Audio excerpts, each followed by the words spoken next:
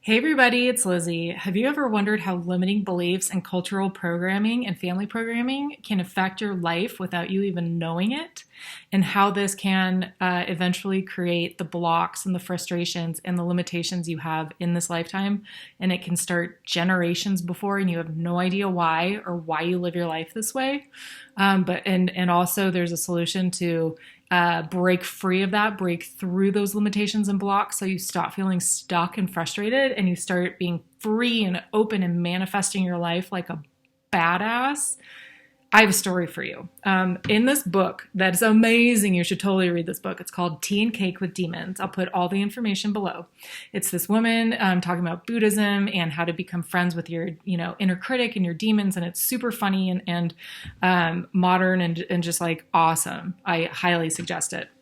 She told the story of her friend in it. I just had to tell you about this because it's the best explanation of a limiting belief or just like a way people do things, cultural programming. So she has a friend who cooks her turkey by cutting off the top and cooking it separately, like two parts of the turkey. And her friend was asked why she did this. And her friend's like, I don't know. I'm going to ask my mom. She asked her mom. Her mom didn't know. She was just the way that they did it. So she asked her mom, and her grandma's like, well, I don't know, and thought about it. And she's like, oh, you know what? My first apartment, the oven was too small. So I cut it off and cooked it that way. That's why. Mic drop. This woman, this author's friend, 60 years later on the other side of the country, cooks her turkey in this way because her grandma in her first apartment had a small oven.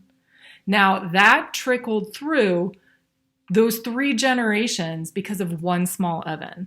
Now I'm guessing that woman, grandma, moved into a house with a bigger oven, kept doing it. Her daughter did it, and her granddaughter does it. And who knows? Maybe if no one questioned it, no. This is like cycle breaking, right? In generations, this is what we're doing. We are breaking cycles. We are breaking the culturally programmed way of showing up, of being. And I have full-on chills. This is like the 3rd time I've tried to make this video because it didn't work. Technology, I was supposed to do this particular video.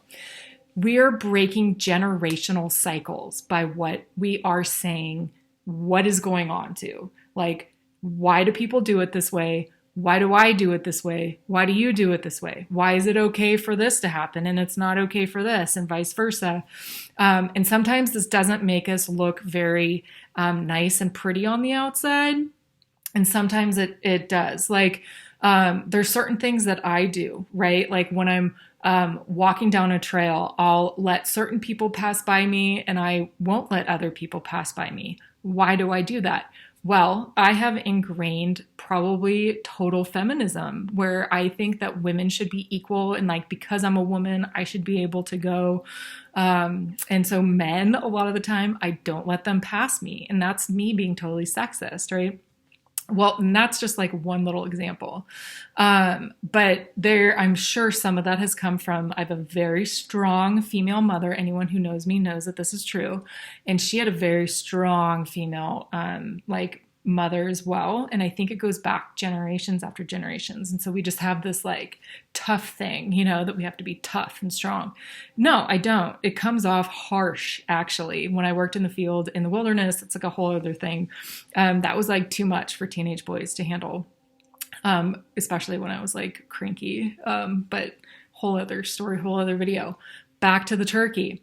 This freaking turkey. So what is the turkey in your life? What are the things that you do just because your mom did it and her mom did it and her mom did it? And how can you stop? Can you be aware of it? I don't know if this person wants to continue cooking the turkey this way. She doesn't have to. She's very much able to not make her life harder. That's my opinion. I have no idea what she's going to do. So just bringing attention to what's going on in your life. And so this is where having a support person, somebody who's a outside, third party perspective is so important and so helpful. Not a friend, not someone you've known all your life, not your family, but somebody who doesn't even know you. That's how this woman ended up, someone she didn't know asked her, why do you cook the turkey this way? This is a little odd, or it's just different. without shaming words. So get yourself a therapist, get yourself a coach, get yourself a healer, do stuff with people who don't know you to help pick these out. And that's what Theta Healing is about. If you have questions about Theta Healing, it's all about getting into your belief systems, your subconscious belief systems. And it takes someone like who's intuitive and a Theta healer to identify and to listen to you. Like if you just try this exercise and do this with somebody who's agreed to it, not somebody that you're going to sit there and just criticize for fun, but a friend who's into this. Tell each other we're going to have a conversation for 10 minutes or whatever. And I'm going to point out when limiting beliefs come out of your mouth. This is actually really kind of fun. You'll start to notice how much you do it and how much your friends do it. And it's actually helpful if you do it in a helpful way, where you're like, is that a limiting belief? I had a friend who used to do that. Is that a story? Is that a story? Because these things will just come out like, oh God, it's so hard to do this, or I can't do that, or, this person is always this way or always that way. Those are the trigger words, like the buzzwords: always, never, can't, won't, shouldn't, can't, whatever it is. These limitations we place on ourselves, or the limitation you placed on yourself. So there might be something that's just screaming at you, like, why do you drive this way? Why do you approach finances this way? That's another thing. I totally can admit to not being great with money because I saw that in my family. And then I don't know if that's how far back that's gone. I haven't had that conversation. But it definitely goes to modeling and what we learn. And this isn't blaming parents at all, not at all. It's not about my parents or your parents. It's just the way things have always been. And that's why it's so exciting and so powerful to be able to witness yourself, to call yourself out on your nonsense, basically on your BS, where you're telling yourself you're not capable. The world is not ready for you. The world is this, the world is that. You are less than, you are whatever. Is that just a story? Yes, I'm going to tell you, yes.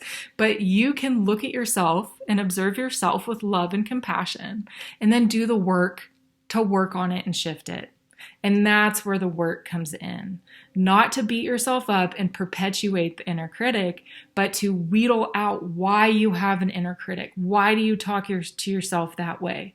What is underneath that? Where are the roots of that self-sabotage? Where are the roots of blocking yourself? Sometimes it's safety. Sometimes it's programming and modeling. Sometimes it is just what you have absorbed. If you were like me and grew up in an area where everybody was at the beach and in a bikini and everyone was like a model, you were very much programmed that you needed to look a certain way. Much more so than the rest of the country. That is there, and that might take a long time to get rid of, because diet culture is very, very strong. You can tell how I feel about this. But other things, my family hated motorcycles, so I really don't like motorcycles. Who cares? It's motorcycles. I actually might really like riding on a motorcycle, but I don't know because I'm terrified of them because I was programmed to be terrified of them. What are those things in your life? How does that show up in your relationships, in your friendships, in your work, in your relationship with money, your relationship with your body, your relationship with the universe, with spirituality, right? Religion is a huge part of this as well. And I'm, again, not demonizing or shaming anything or anyone, just bringing it to the forefront. So this is something for you for this week. To know that your beliefs and the way that you're programmed affects you now. You can stop doing that and you can break the cycle. You can break, we don't want to keep cooking our turkeys this way. I am going to stop. Therefore, if I have kids, they won't cook a turkey this way unless they decide to, right? But there is a way to do that. And the way to do that is by working and healing on the internal and having an intention for your life. And part of that is connecting to your intuition, connecting to your higher self, the universe, having a support group, all of that. That is what we do here through ReWilding Collective. You want more information? See below. I couldn't do this without coaches, without healers, without intuitives, because my mind is so strong. My programming is so strong. I've needed a lot of therapy, a lot of healing, a a lot of coaches, a lot of intuitive work, all of this stuff, a lot of time in nature, all of the things that I do and that we do here is what I needed to break free of all of this, to break through the programming and break into a space where I can just be me and know that I belong right where I am. I'm going to stop this video at 11 minutes and 11 seconds, so I have about a minute left. So thank you for watching all the way through. But if you're done with being frustrated and you are ready to just like shift your life and shift the world, and I know that you want to change the world, you're like me, you have big dreams for yourself, you have big goals for this world, you need to model that. You need to be the change you want to see. Whether Gandhi said that or not, I don't know, but it is a great saying, so I'm going to say it. You need to be that change, and you can. And it might not be with me. It might be with other people. If you want to hop on a call, and I have no shame. I have no trouble like referring you away because I know a lot of other healers and coaches. But if it's a fit, great. I can help you step into the fullness of your being so you can manifest your dream life. Okay, we have like 9 seconds left. Take good care of yourself. Be kind and compassionate to yourself. Be kind and compassionate to others. You are loved. You are amazing.